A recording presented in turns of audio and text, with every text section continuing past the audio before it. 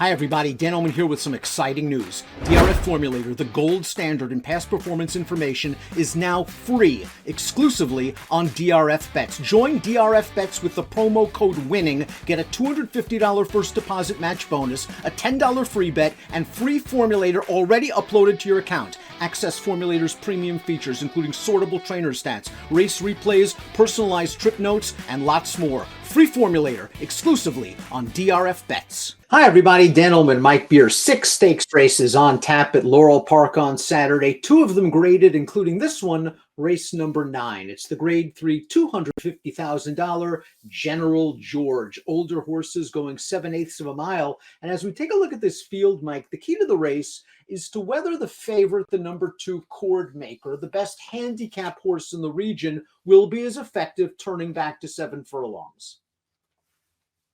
Yeah, it is the main question of this race, Dan. He's obviously a very good horse. He's in great form right now. I certainly feel like it's fair to question whether, cutting back another furlong for this race is actually going to help him. I think it sort of opens the race up for some other alternatives in this race, especially if he's going to be a short price, which he almost has to be.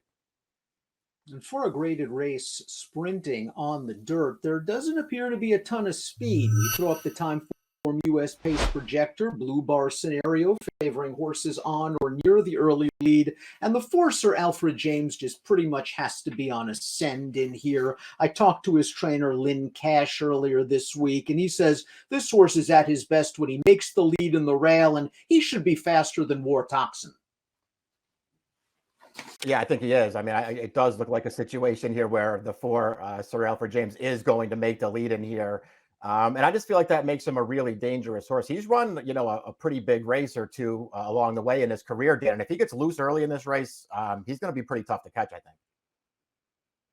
As for the number 1, War Toxin, he wheels back on 2 weeks rest after finishing last in the Grade 3 Toboggan at Aqueduct. This is a horse that does have a little bit of tactical speed, but just going over his lifetime past performances in Formulator, he seems a notch below graded class. Yeah, it just feels like another tough spot for him. They've tried several stakes races along the way with him. He's never that competitive in those races. He's always going off at big prices. I mean, I suppose if they're going to show up here, Dan, they might as well just try to use his speed from the rail and see if he can make the lead. Cord Maker, the number 2, the morning line favorite. He has won 4 of his last 5 starts, including this race, the Jennings for Maryland-bred or sired runners going a 1-turn mile. And as you see, Cord Maker is swamped from both sides at the 3/16 pole. He's eventually going to put those 2 horses away, but then he has to deal with Hanale's Houdini, who I affectionately call Hangale's Houdini. I can't understand how he couldn't get past Cord Maker here. Yeah, I mean, it certainly looked like Cord Maker was in trouble there as they passed the 8th pole. The horse on the outside there had all the momentum, looked like he was going to go by. And as soon as he got to even terms, he failed to take care of the situation there. I mean, not that Cord Maker ran bad in that race, Dan, but it felt like he could have been taken in that race. And now they're going to cut him back another furlong. I don't know if that necessarily, inspires a lot of confidence in me, but he's still way the horse to beat here. He's won 4 of his last 5 starts, but as Mike mentioned, this is a horse that has not sprinted since the summer of 2020. He is a stakes winner at Laurel going 7. He won the Polynesian in 2019. I talked to his trainer, Rodney Jenkins, who says that this doesn't like to do a lot with this horse between races, but he gave him a bullet 3 furlong work to try to sharpen his speed because he is somewhat concerned about cutting back in trip. A horse stretching out a furlong is the 3, Shack Queen King. No match for Cord Maker, going 2 turns, 2 and 3 starts back. Last time out, he was in a tough situation. Let's watch the fire plug where Wonder Where Craig is, the region's best sprinter, just got loose on the lead. Shack Queen King saved ground throughout and finished an okay 3rd, but when you give a good horse like Wonder Where Craig is this kind of tactical advantage, you're not going to beat him. Yeah, he wasn't going to win this race anyway. He does have room down on the inside through the stretch, and he's just sort of forging on, Dan. He's never threatened here. I thought he was pretty game to prevail for 3rd, however. I don't mind him stretching out the additional furlong for this race. And I just like the form this horse came back in off that layoff at last October. I thought he really started taking steps forward in those races. I know that he was no match for Cord Maker 2 and 3 back. I didn't think he ran poorly at all in those races, and I like this distance for this horse. I like him stretching out to 7/8 of a mile as well. The only concern I have for the races 2 and 3 starts back against Cordmaker were that it looked like he had all the momentum to go by the eventual runner-up both times, and he just couldn't get past that horse in the stretch, and maybe he hung just a little bit, but perhaps turning back to 7 will be key. Sir Alfred James is up next. Lynn Cash won a 9-way shake for this horse when he claimed him for 62.5 in 2021. He is now stakes placed on dirt, stakes winner on synth, and I'm willing to toss his last 2 races. They ran him on synth in a tough stakes race at Turfway. The time before that, not the easiest trip when he couldn't get close to the lead on Fairground Sod. He is going. He needs to make the lead. Yeah, he's a very dangerous horse if he can clear in here, and it does sort of feel like he has the best early speed in this race. I think that makes him really dangerous, Dan. I guess I'm happy to give him excuses for his last 2 starts because he couldn't make the lead either time. That being said, I don't know if he had to finish last in both of those races. So that concerns me a little bit. He was terrible in both of those starts, but I'm assuming he'll just run better here, especially if he can make the front. Shack Queen King's uncoupled stablemates, the 5, Threes Over Deuces. They're both trained by Gary Capuano. Threes Over Deuces has been a nibbler for most of his career. He was second in this race in 2020. He did earn a stakes victory in the Dave's Friend 2 starts back at a big price. Now, Timeform US has him close to the pace. It's worth noting in his last 2 races, he has not gotten away from the gate very well.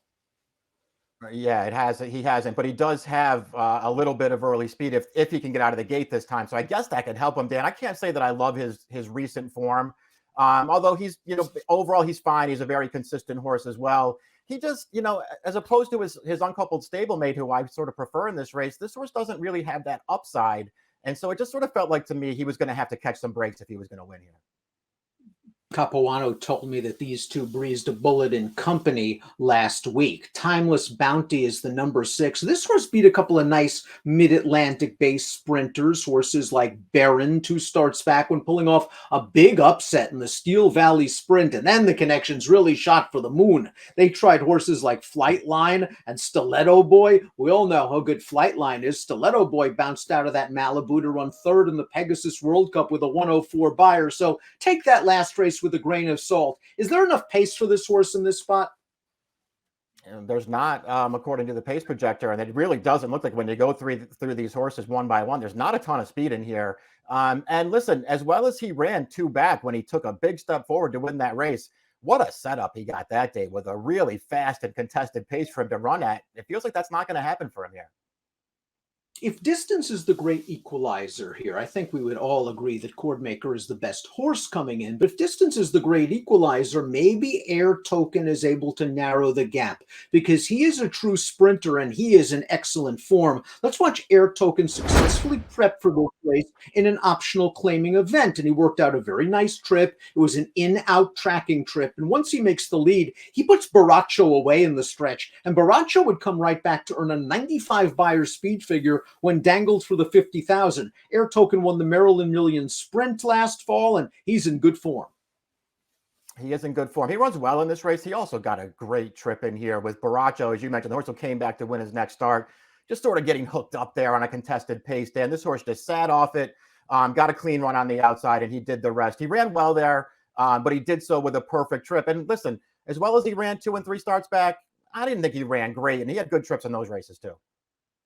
Top pick time for the General George. It's one of 6 stakes at Laurel on Saturday, one of 2 graded stakes events. Mike, you're taking a shot with Shack Queen King, a horse who's getting out to 7/8 of a mile and has very competitive buyer speed figures. Yeah, I wanted to take a shot against Cordmaker here as he cuts back again. I'm hoping that the distance might be a little bit too short for him. And I wanted the horse, so I felt like had some upside, Dan. I think Shack Queen King has the upside. I like this distance for him. Hate to chalk out, just become a believer in Cordmaker, the popular Maryland-bred son of Curlin. And Mike, maybe as you mentioned, if this pace is kind of slow and it turns into a sprint for home, maybe his class will prevail. Just hate the short price, but Cordmaker my top pick. It's the General George. It's a great card at Laurel on Saturday. Good luck.